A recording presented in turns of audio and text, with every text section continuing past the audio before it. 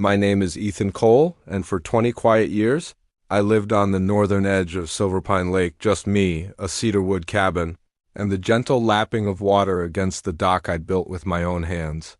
The lake was family land, passed down. From my grandfather, who believed nature was best left undisturbed, that belief had shaped me.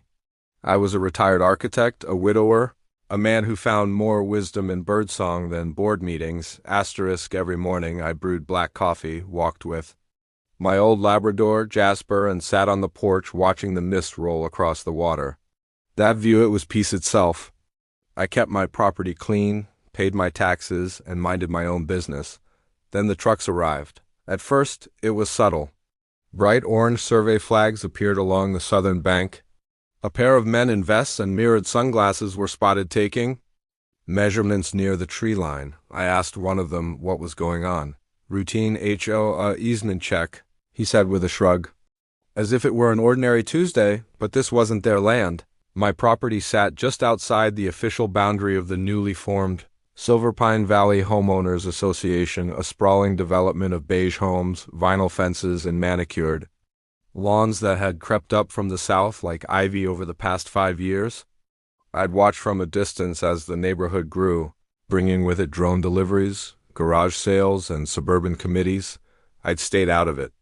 In return, I expected the same. 2 weeks after the surveyors came, I received the first letter to Ethan Cole from Silver Pine Valley HOA Board.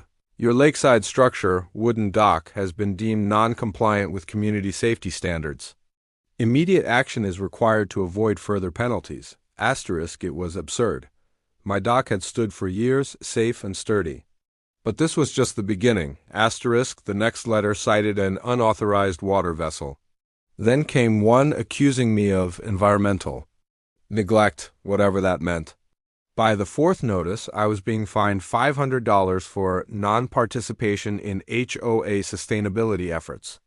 Asterisk, I drove to their headquarters, a soulless building disguised as a community clubhouse, and demanded to speak to someone in charge. That's when I met her, Gloria Farnsworth, HOA president. Tall, trim, and terrifying in a pale blue blazer. Her voice was sweet, her smile tight, but her eyes were cold steel. Asterisk. You're a bit of an outlier, Mr. Cole, she said, offering me tea I didn't touch. Technically outside our original jurisdiction, but since Silver Pine Lake has been reclassified as a shared environmental asset, our responsibilities have expanded. Asterisk, reclassified by whom? Asterisk, she handed me a printed packet zoning updates, conservation maps, vague signatures. The county approved it 6 months ago. We now have authority over all shoreline development, including yours. Asterisk, I stared at the papers, feeling like I was reading a foreign language written in legalese and lies. Asterisk. This is my land, I said firmly. And this lake has been in my family since before your HOA existed. She tilted her head almost sympathetically. Well, things change. By summer, things changed drastically. They erected a gate across the main lake access road. Security cameras were installed along the banks.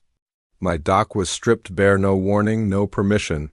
One morning, I walked outside to find uniformed guards standing at the water's edge. Asterisk, access is now restricted to HOA members. One of them explained, glancing at a clipboard like he was reading off a traffic citation. Asterisk, I couldn't believe it. I had become a trespasser on my own land? Asterisk, the final straw came in July. I received a certified letter claiming my home would be reviewed for eminent domain acquisition due to community-centered redevelopment plans.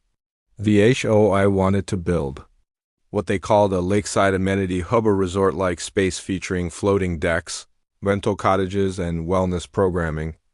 Asterisk, in other words, they wanted my lake for profit. My sanctuary had become their prize. I stood at the edge of Silver Pine one evening, Jasper by my side, and watched as barges floated materials across the water. Loudspeakers blared construction. Alerts, strangers in HOA Palos marched across my memories. That night I didn't sleep. They had underestimated me. They thought I was just an old man with a dog and a dock. They thought they could push me off my own land with paperwork and fences. but they had awakened something in me I hadn't felt in years, resolve, and I knew exactly who to call. The man I called was Marcus Lane, Harvard-educated, sharp-witted, and fiercely loyal. We'd built award-winning buildings together in our younger years. Now, he was one of the most feared environmental attorneys in the state. He owed me a favor. I was cashing it in. Let me guess, he said after I gave him a summary. Small-time tyrants with a taste for borrowed power and a god complex? Worse, I replied. They're organized. And they've gotten their claws into the county offices. Marcus chuckled darkly. Then it's time to clip some claws. We got to work, while the HOA broke ground on their so-called lakeside amenity hub. Marcus and I dug into property records, zoning changes, water rights, and environmental compliance documents. I spent nights combing through paper trails and scanned PDFs, building a case the same way I once designed blueprints line by line, with surgical precision, and the deeper we went, the uglier it got. Turns out the Silver Pine HOA wasn't just overstepping, they were burying mistakes under layers of misfiled paperwork and friendly favors. The reclassification of Silver Pine Lake had been pushed through during a December hearing when most county officials were on holiday. The required environmental impact study never filed. Public hearing skipped entirely. On paper, the HOA had claimed the lake as a shared community resource, citing false claims about the spring feeding it being a natural tributary passing through multiple properties. But that spring? It originated on my land, bubbling from a rocky bend behind my workshop, and legally that meant I controlled its outflow. That detail would prove to be a dagger. While we prepared our legal assault, the HOA pushed forward. Within months, the resort took shape. Trucks moved in materials day and night. A skeletal frame of steel rose from the southern shore. Bright banners were hung. Coming soon, Silver Pine Shores Resort. Exclusive member access, they'd torn down acres of woodland to build it. I watched deer scatter from machines, birds lose their nests, and the still lake I knew all my life turn into a glittering eyesore. Spotlights were installed. Docks extended like claws into the water. Paddle boats, jet skis, lounge chairs, they weren't just defiling the land. They were branding it, one afternoon. I saw a group of teenagers dive from a platform right in front of my house, splashing into water that had once been mine alone. Their laughter rang through the trees like a mockery, but the worst came later. I received a glossy invitation, yes, an invitation to the grand opening gala of Silver Pine Shores, hosted by none other than Gloria Farnsworth, the envelope bore an embossed seal, and the card inside was printed in gold script. It thanked me for my involuntary cooperation and invited me to witness the future of Silver Pine. It was a slap in the face, disguised as a party. I didn't go. Instead, Marcus filed the first injunction the next morning. We started small, a motion to cease construction, based on environmental code violations. When that was ignored, we went federal. The lake had previously been part of a protected watershed. That protection had never been properly lifted. We filed under the Clean Water Act and cited misrepresentation in zoning requests. Suddenly, the music stopped, literally on a Monday morning. With music still playing and workers hammering away, county officers served the HOA with a temporary shutdown order. Gloria tried to ignore it, ordered her crew to keep building. But 2 days later, the Department of Environmental Protection got involved. The resort's grand opening postponed indefinitely. Publicly, Gloria stayed composed. But at the next HOA board meeting recorded and leaked to the press, she snapped. "We are the governing body here," she screamed. "He's one man with a lawyer." Exactly, and we were only just getting started. In the days that followed, Marcus and I sent wave after wave of legal documents. We challenged the HOA's incorporation boundaries. We exposed conflicts of interest involving the zoning officer's husband, also on the HOA board. We proved the survey maps had been doctored using an overlay of original county topography. Then came the news that turned everything on its head. Contact of Marcus as an investor in green infrastructure introduced us to a buyer, not just any buyer. A billionaire tech CEO with a passion for land preservation and a deep pocket for projects that made headlines. He wanted the lake, all of it, asterisk. His name was Navin Reza. 37 years old, media shy, and worth north of $14 billion. He was the founder of Ecosphere, a global firm specializing in rewilding, sustainability tech, and eco-sanctuary development. Navin didn't buy land to build on it. He bought land to undo what others had done, asterisk. He and Marcus met over a quiet lunch in a glass-walled restaurant high above the city. I wasn't there, but I got the summary in 3 words, asterisk. He's interested deeply. It was perfect. The HOA wanted Silver Pine Lake to be a luxury destination. Navin wanted to turn it into a protected preserve, off limits to commercial development. Reserved solely for conservation and minimal impact eco-study. No resorts, no cabanas. Just clean water, native species, and a permanent barrier against corporate overreach. I was ready, legally. I couldn't sell the lake itself, but I could sell my land, my shoreline, the water source, and the exclusive access required to reach the main body of the lake. That's what gave the HOA their leverage, and it was mine to take back. Marcus drafted the documents. The sale was structured through a foundation to protect it from retaliation. Navin moved. Fast, quicker than any bureaucracy could follow. Within weeks, every tree, stone, and springhead on my land had a new legal owner. Ecosphere Northwood Trust, asterisk, and that trust? Ironclad. Asterisk. The moment the ink dried. Ecosphere exercised their rights as stewards of the spring that fed 82% of Silver Pine Lake's volume. They restricted outflow, citing ecological restoration. The lake level dropped 3 inches in a week. Paddle boats sat tilted in the mud. Jet skis sputtered and stalled. Asterisk. The HOA tried to appeal. Their emergency injunction was dismissed within 24 hours. Then came the federal ruling. Thanks to Marcus's relentless digging, a long-buried clause in the county's original watershed designation resurfaced. Silver Pine Lake had been classified decades ago as an endangered habitat zone. When the HOA built the resort, they violated multiple state and federal environmental protections. Their construction permits fraudulent. Their development? Technically criminal. Asterisk. The Department of Environmental Protection hit them with a cease and desist again, but this time it stuck. Asterisk. The resort's operations halted. Heavy equipment was removed. Guests were turned away. HOA members, some of whom had invested in the resort personally, demanded answers. Lawsuits began to fly this time against Gloria and her board. Asterisk. And Gloria. Asterisk. She tried to hold her ground, held emergency meetings, called in favors, blamed outside agitators for sabotaging the HOA's vision, but the mask cracked in public. Her voice, once confident and commanding, now trembled during press interviews. Reporters latched onto her contradictions. A leaked email, obtained by a local journalist, revealed she had known about the environmental violations months earlier. Asterisk. The narrative flipped overnight. Asterisk. The woman who once held dominion over the lake had become a cautionary tale. Asterisk. But I wasn't done. Asterisk. Marcus and I made one final move, quiet, precise, and poetic.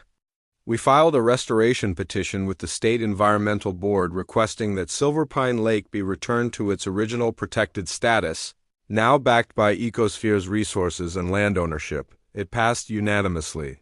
Every non-native structure built within 30 feet of the shoreline was now legally required to be dismantled. The marina, the cabanas, even the floating lounge bar Gloria had named after herself. The Farnsworth deck was declared a pollutant hazard. Asterisk. Demolition crews, this time from Ecosphere, began the slow work of removing the resort piece by piece. Asterisk. I didn't attend. I didn't need to. Asterisk. Instead, I stood on the porch of my old cabin with Jasper lying at my feet, watching the water settle back into quiet ripples. Asterisk. Neighbors I hadn't spoken to in years drove by slowly, some offering awkward nods, others rolling down their windows to say things like, "Didn't think anyone could beat them," or Guess the lake picked the right side. Asterisk, I said little. What was there to say? Asterisk, revenge had never been my goal. Restoration was, asterisk, but still. Watching the cabanas fall felt like justice, asterisk, and as for Gloria, well, her resignation came quietly, buried in the back of the local newspaper under the heading, HOA Board sees major reshuffling following controversy. Asterisk, no farewell party. No send-off, just silence, and from that silence, peace, asterisk. The first sound I noticed was the silence, asterisk, no buzzing jet skis, no amplified music. No HOA patrol radios cracking through the trees. Just the wind stirring the leaves, the water gently kissing the shore, and somewhere in the distance, the call of a mourning dove. Silver Pine Lake was healing. The demolition had finished a week prior. The last cabana crushed, the last metal pole unbolted. Ecosphere's crew left the land as they'd found it, untouched, wild, breathing. The shoreline was seeded with native plants. Erosion control teams had begun the quiet work of letting nature reclaim itself, asterisk, and for the first time in years, the lake looked like it belonged here again, asterisk. I had moved out of the cabin by then. I didn't need to live at the lake anymore. That chapter was over. But I visited often, walking with Jasper along the soft trails Ecosphere had cut for researchers and conservationists. The cabin was still there, nestled in the woods like a memory made of timber, untouched, preserved, a symbol, asterisk. I'd donated the property, every inch of it, to the Ecosphere Northwood Trust, not because I didn't want it, but because the land deserved protection that would outlive me. It was never about the money, though. Ironically, the money had come. A full acquisition package from Ecosphere Spring rights, shoreline control, even intellectual property licensing for the environmental case Marcus had built. They paid me just under $1.8 billion asterisk. I didn't buy a mansion. I didn't vanish to an island. I bought a smaller house outside town, tucked into the woods, where no board meetings could ever reach me. I sent donations to local wildlife programs. I built a memorial bench at the lake with my wife's name carved into it, asterisk, in loving memory of Lena Cole, who believes some things should never be bought, asterisk, sometimes. I sat on that bench at dusk, when the sun dipped below the trees and set, the water glowing amber. Jasper would rest beside me, older now. Content. I didn't feel victorious. I felt ... still. The community changed too. The HOA collapsed within the year. With the resort gone and the lake no longer theirs to control, property values dipped. The more aggressive board members resigned under pressure or left town altogether. Gloria Farnsworth, once the iron voice of suburban order, moved quietly to Arizona, leaving behind a legacy no one wanted to inherit, asterisk. Rumors swirled. Some said she tried to start another HOA. Others claimed she was fighting lawsuits from disgruntled investors. I never looked into it. She was gone. That was enough, asterisk, surprisingly. A few of the neighbors who had once supported the resort came to me, sheepish, apologetic, carrying baked goods and reluctant words. I didn't hold a grudge. Power seduces people. But losing it teaches them, asterisk, not. Long after, the county formally reclassified the lake as a permanently protected zone, no development. No commercial activity. Only research, conservation, and passive observation allowed. Asterisk. Silver Pine was now exactly what it had always been in my heart. Sanctuary. Asterisk. Marcus came to visit that summer. We stood at the old dock, now rebuilt not for recreation but for water, testing and ecological surveys. He looked out over the lake and smiled. Asterisk. They don't know it, he said, but you gave them back something bigger than they ever deserved. Asterisk. I nodded. Let's hope they don't try to ruin it again. Asterisk. He turned to me. And if they do? Asterisk. I gave him a slow smile. Then we remind them who they're messing with. He laughed. But we both knew the truth. There'd be no second. War. Not here.